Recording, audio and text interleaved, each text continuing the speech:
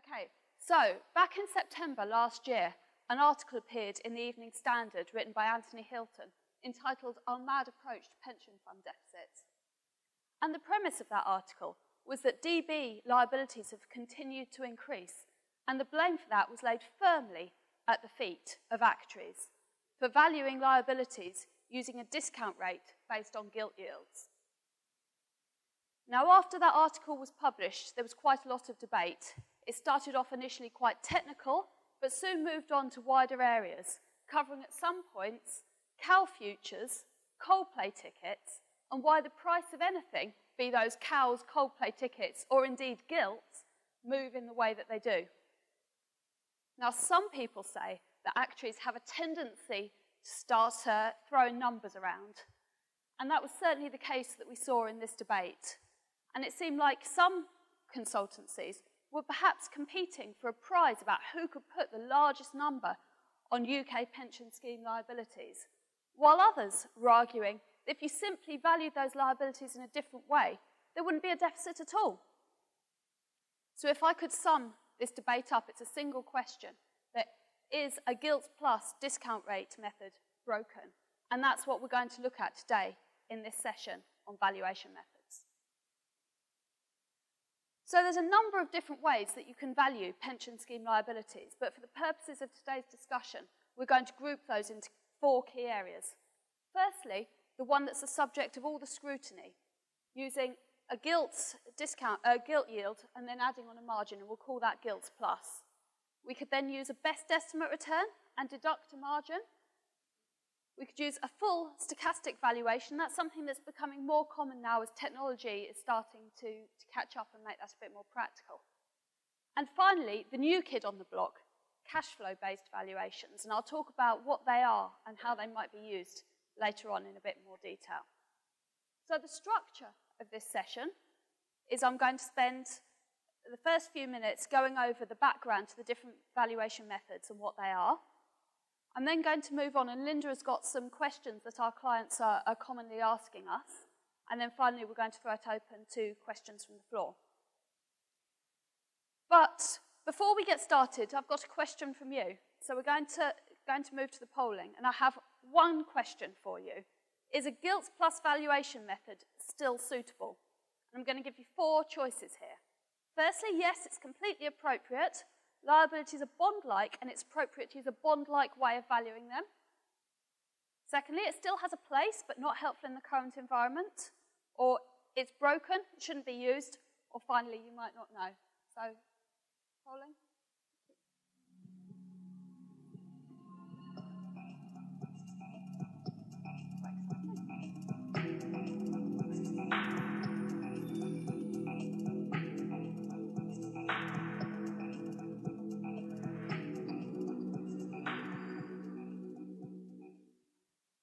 Right, thank you everybody.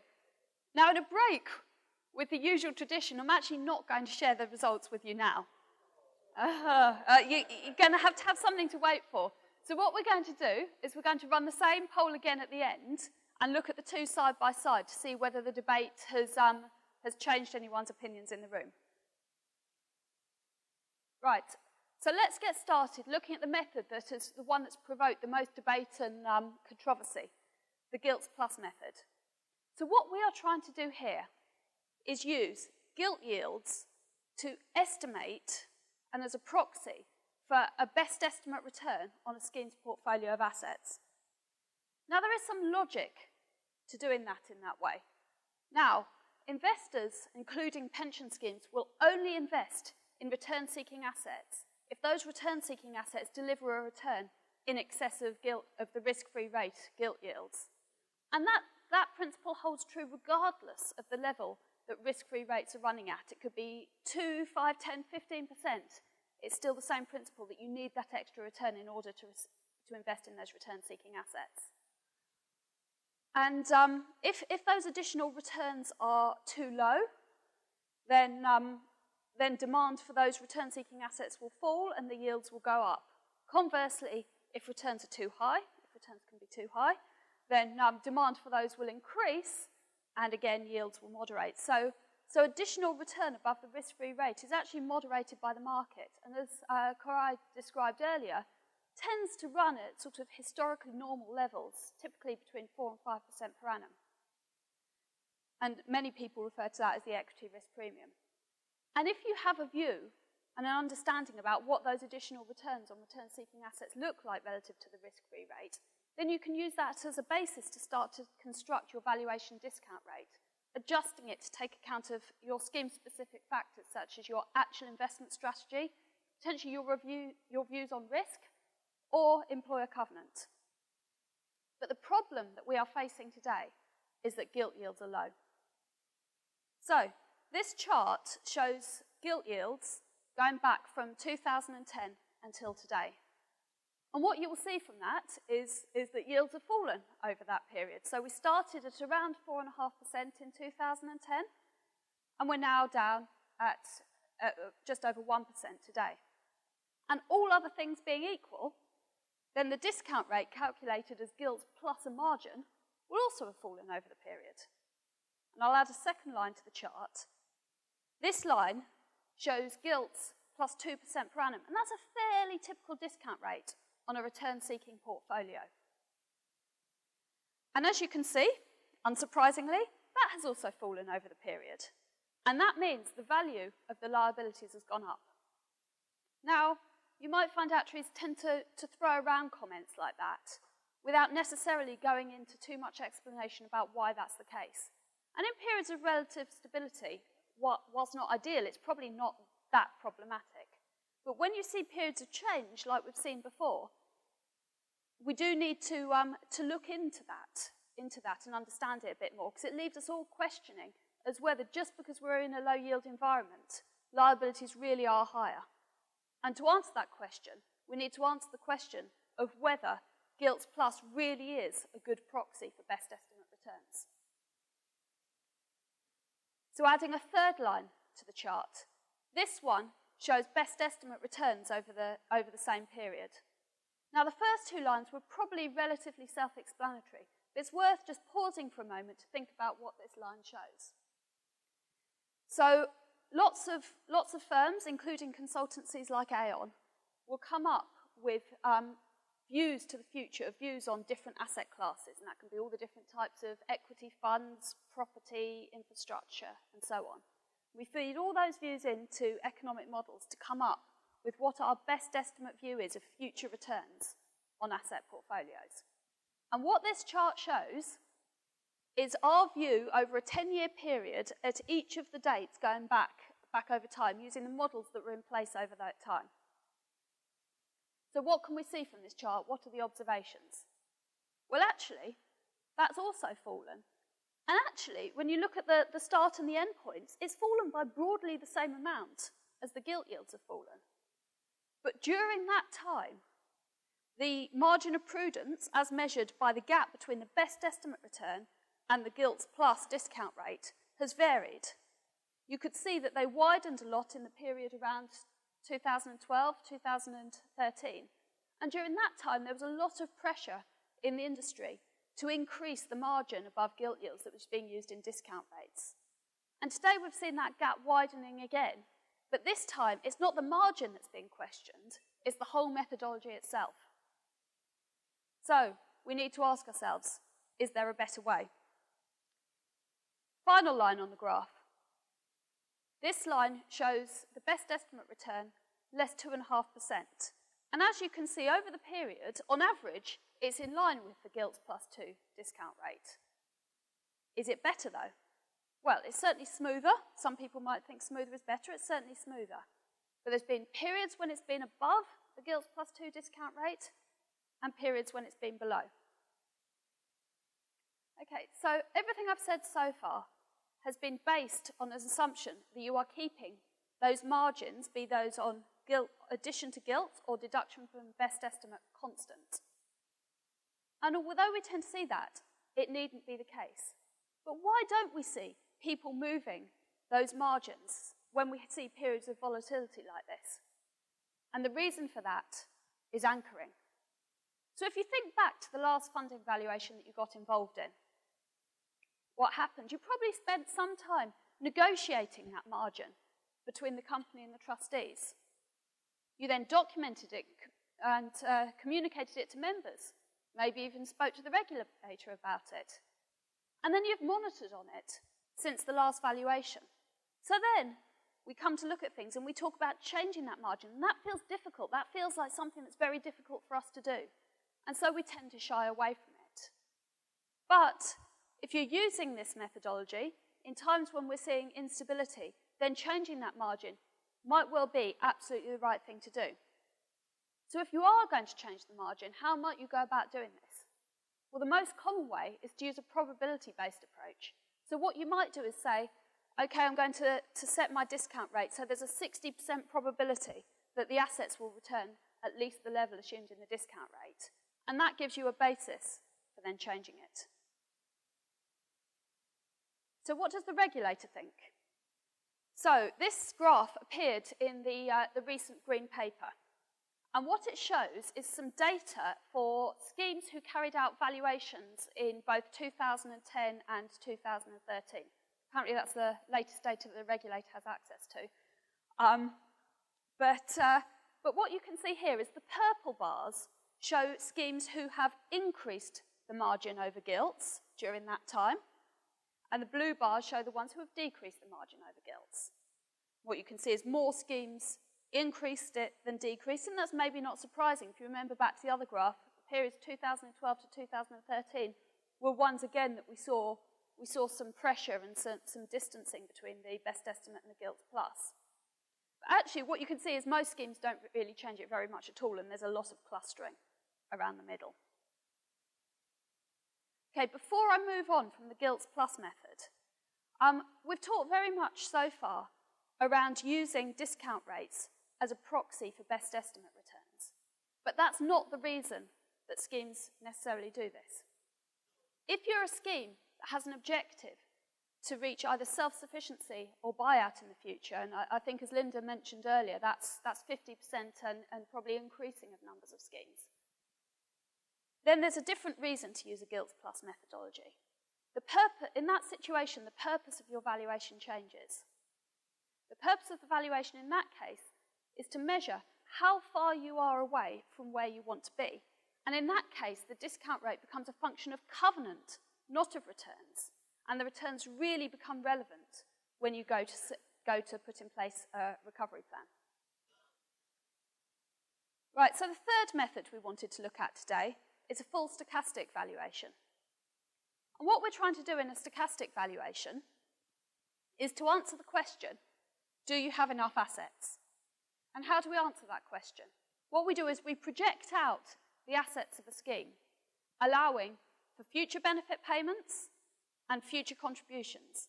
And we make assumptions around what's going to happen with things like inflation, asset returns, and other economic indicators like that. So we project out a large number of scenarios, and then we look in how many of those scenarios the scheme has enough money. Now, if you get a fairly high probability, say 70%, you probably think that's all right. You've got enough money more often than not, and you stop.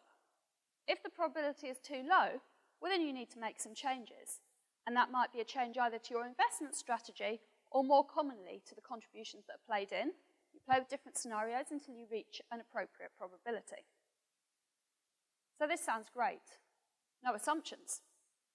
And no need to nail your colours to mast with a liability value either. Unfortunately, things are never that simple. So there are still assumptions. Okay, they're not the same ones that we've talked about earlier. They're inherent in the stochastic model that we're looking at, and they're more complicated than anything we've already looked at. And the regulator, I'm afraid, will never let you off actually disclosing a liability value. You will still need to disclose one and provide that to the regulator, so you need to back it out at the end of any stochastic modelling that you do. Okay, the final method today is a cash flow-based valuation. And the principle behind this valuation is that the scheme invests in a portfolio of fixed income assets that generate cash flows that broadly match the cash flows of the scheme. And those assets could be assets such as gilts, bonds, swaps, property, infrastructure, and so on. And once you've got that portfolio of assets that match, then you can take the implied yield from those assets and use that to discount the cash flows of the scheme to get your liability value. So this sounds great. This is far less subjective than needing to come up with assumptions around gilt yields and best estimates and margins. The discount rate you use comes straight out the back of the asset portfolio that you've got. There is still some subjectivity. You need to work out what you're going to do about default risk, and you're probably not going to be able to buy a portfolio of assets that exactly matches the cash flows. So there's probably going to be some reinvestment risk, and you need to think about what to do about that. But the key issue with this type of valuation is that most schemes aren't invested in a portfolio of fixed income assets that's going to generate cash flows that match your scheme's cash flows. And if you aren't invested in that way and don't intend to invest that way in the future, then this probably isn't the right valuation method for you.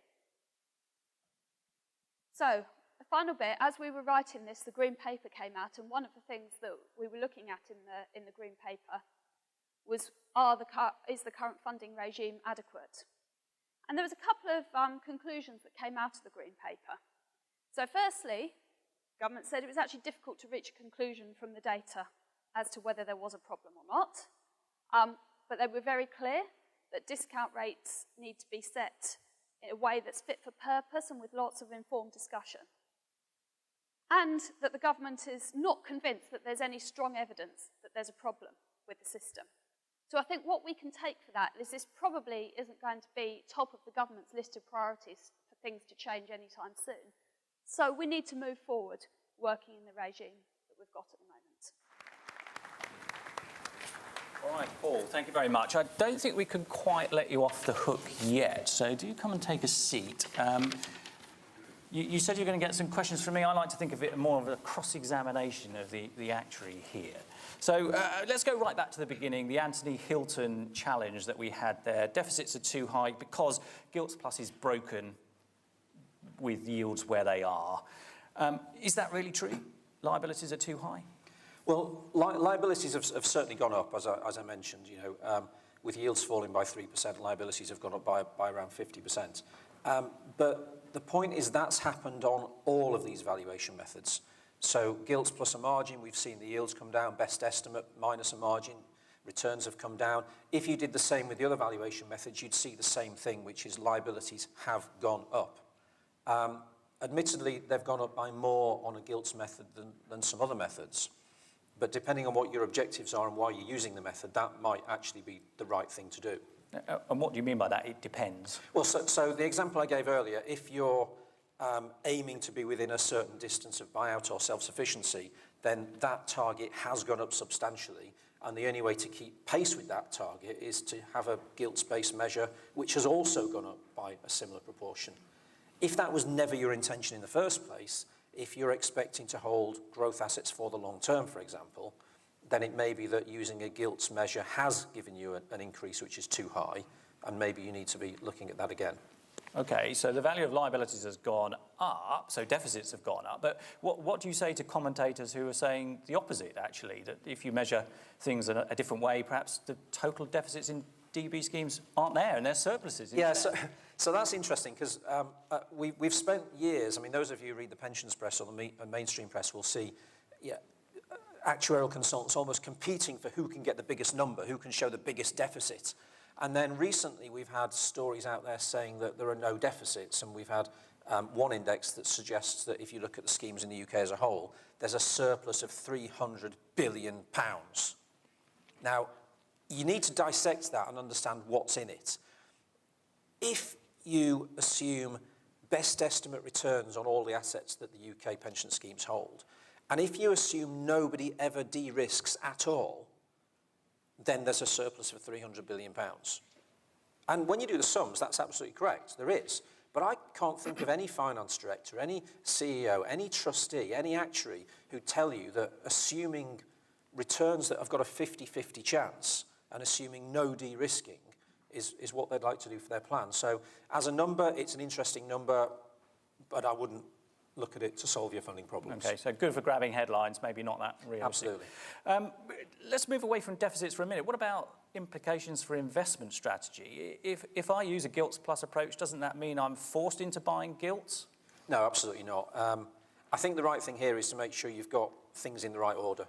So if you have a long-term objective of being fully funded on a secure basis, being close to buyout, then your actuary and your investment consultant will say the best way to achieve that might be to use a Gilts-based valuation or have Gilt-based investment, but that's your objective driving it. It's not your valuation method driving it. There are circumstances, though, for example, if you're using a Gilts plus method out of convenience, when in reality you don't want to hold Gilts in the long term, if that's not part of your plan, then yes, a Gilts method can sort of push you in a direction that you perhaps weren't planning to. So you do need to watch out for that. I mean, the thing about Gilts Plus is it's relatively easy to buy the investments to hedge the volatility. If I buy Gilts, then the funding level gets smoother over time. But what about the other funding methods? How can I control volatility of deficit with them? Okay, so you're right. The Gilts plus method, we all understand. A lot of people will understand hedging and how you can control the volatility. With the cash flow-based method, it's actually automatic. So your assets and liabilities move in exactly the same way because of how the method works. With the other two, though, with the best estimate approach and with the stochastic approach, what your liabilities are sensitive to is changes in the expected long-term return on, let's say, a growth portfolio. And there really isn't an asset out there that can hedge you against expected changes in the long-term future returns. Now, the good news is that that line tends to be smoother in the short term. So we saw from the chart that line came down a lot more smoothly than the gilt line did. And so you're not likely to see the same jumps around over a 3-month period, for example. But over the long term, that line came down by 3%. And there's no asset that can stop or that can protect you against that fall of 3% in a long-term expected return. In fact, the closest one is probably back to gilt yields. This all sounds very subjective, though. Is it?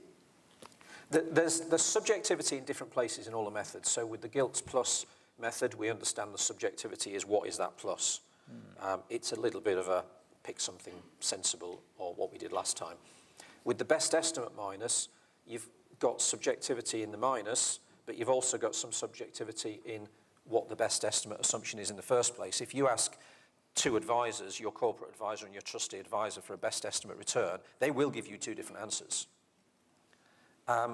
With the cash flow based method, it's around the assumptions around the edges, things like default risk, but again, they're quite important.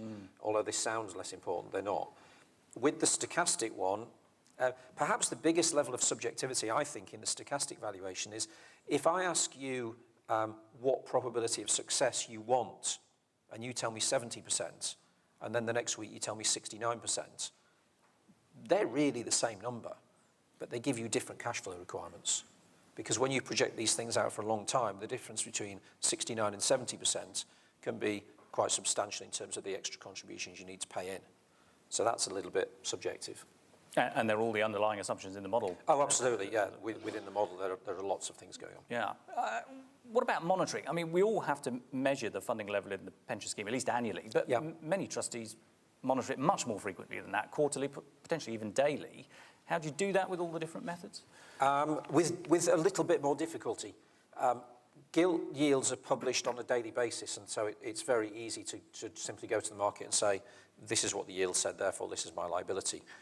Something like a best estimate approach, or the stochastic valuation, or the cash flow one, you don't get figures on a daily basis where you can look at how your liabilities have moved.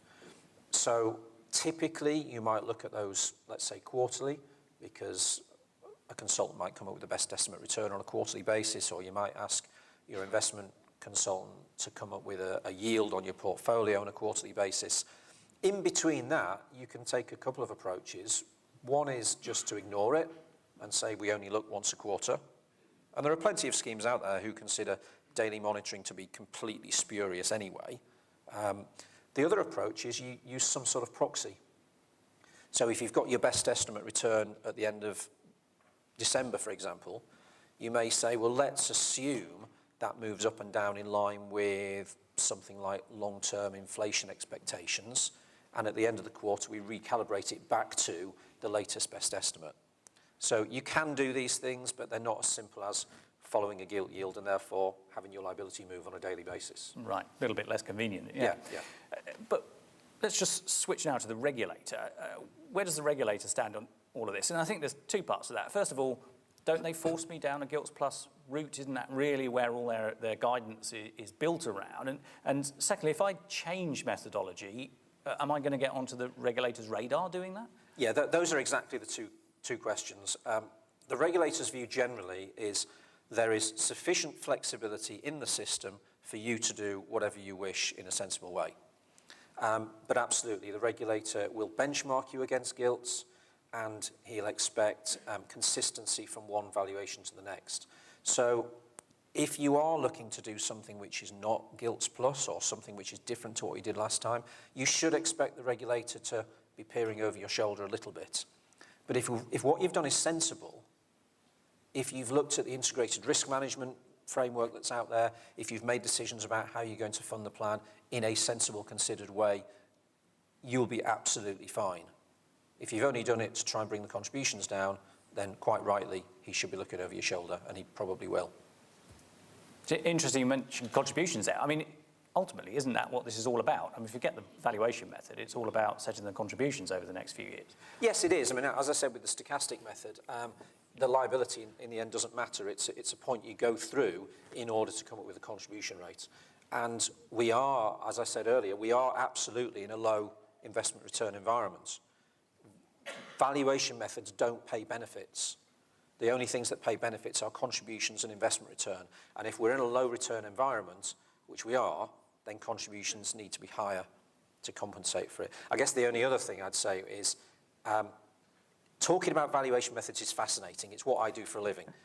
But you can't let it be a distraction from the fact that pension schemes are underfunded. The last thing I want to see with valuations I'm going through is a 12-month-long discussion about valuation methods, only to conclude that the number we had in the first place actually wasn't that wrong. And yes, we needed to pay more contributions, but we've spent 12 months, talking about other things. So don't let it be too much of a distraction. Good thoughts there, Paul. I think now's a good time to do your second poll. Oh, yes, absolutely. Let's do that. How everybody is thinking. Is it coming up? So it's the same questions you had last time, exactly the same words in exactly the same order. So if you want to just press the same button, that's absolutely fine. But it'd be interesting to see if anyone's view has changed at all. Of course, there should be a question 5 up there, which is, do all of the above? Or use multiple valuation methods. So a few more people think it's appropriate, a few more think it's not helpful. Okay, so the last 2 have gone down. The don't knows have gone down. So there's 6 people who now know more than when they came in. That's great, thank you very much. And there's about 7 people who thought it was broken, who now think maybe it's not quite as broken as it was. That's good. I think you're being a bit tough on yourself. You've got 80% of people say Gilts Plus is more or less okay. Yeah. But 75 of them said that before, though. Right. We can argue about that later. A few questions. In fact, lots and lots of questions here. We've just got time for a few. So, actually, isn't this all about just clever company actuaries finding a way to argue down contribution levels? There's always an element of that, but I think even corporate actuaries, and I know a few of them, and there are a few in this room, there does tend to be some justification. They don't just raise things completely randomly with no justification behind them. I think if you're looking at a long-term strategy where you expect to hold equities and growth assets and you're being measured against gilts, then this is absolutely something corporate advisors should be flagging and saying, come on, we've got a little bit out of sync here. Or it might be that plus has got a little bit out of sync here.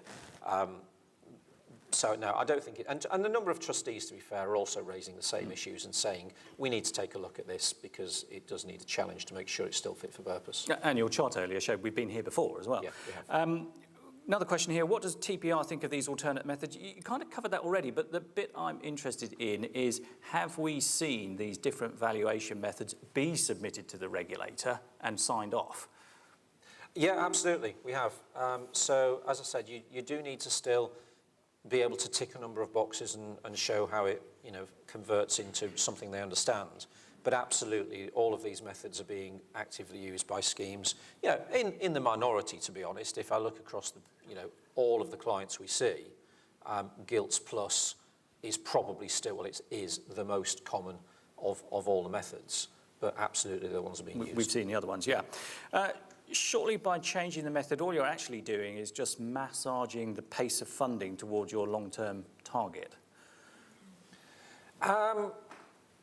Yes and no.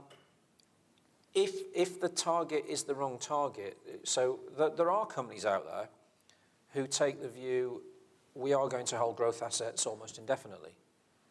And if we're going to hold growth assets indefinitely, then telling me I need to measure on a Gilts basis and therefore pay a certain level of contributions is actually blatantly just overfunding the plan. And so there are situations where changing the method actually brings you back to the plan that you had in mind in the first place. And it's not simply massaging the numbers. There are other cases where, yeah, it would be. Yeah, and we're back to that sort of company It's back to what's your objective and what are you trying to achieve, and making sure that your funding method reflects what you're trying to do with the plan and not the other way around. You raised the point about having multiple different methodologies in play at once for a single pension scheme. I've got a question here about that. I mean, what do you do with the answers if you've got 3 different methodologies you're looking at and they're all giving you different answers? Which one do you pick and why?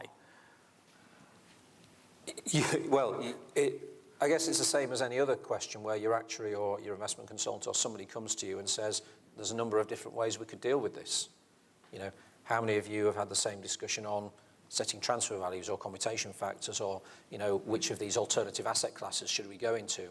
You're faced with a number of choices, looking at it through different lenses and saying which of these closest meets our needs, our expectations. So I don't think there's a single answer to how do you choose. You choose in the way you always choose. You look at the different alternatives, you understand them, and decide which one fits you best. But I think it's helpful to have those different lenses so that you understand whether how you're approaching it at the moment is, in the middle of the pack compared to alternative views, or whether it's out on a limb, and if you looked at alternative ways, it will give you a very, very different answer. And speaking from a personal perspective, one thing we often do with my schemes is to look at the range from best estimate up to buyout as our full spectrum of prudence, with technical provision somewhere in that range. What you might do is look at 2 or 3 points in that range and just see that you're in the right place. Yeah, absolutely. Question of practicality here. Aren't stochastic valuations overly costly and complex for most schemes? If you're a small scheme on a budget and you're trying to set one up from scratch, yes, probably or possibly. If you're a scheme that's already using stochastic methods for other things, so for example, a lot of people will use them as part of setting your investment strategy. So if you've already got models set up and you've used them for other purposes, then extending it to look at funding is quite straightforward. But yeah, there will be schemes who look at it and say, that's excessive for my needs or my budget. Yeah, and the other methods might be adequate without going that far, final one, how do you ensure rigour and consistency in the best estimate calculation? And I guess this is getting at the returns as much as anything. How do you ensure that they're a sort of neutral view over time? Yeah, it's a very good question. Even if you go to one provider, so let's say you came to Aon and said between 2010 and 2017, what's our best estimate return on a diversified portfolio? Undoubtedly, some of the things within our modelling and our views will have changed over that period. Does that mean they're not consistent? It's hard to tell. What I think you can't do is certainly look around the market and say, oh, these guys have got the best expected return this year, so we'll use theirs.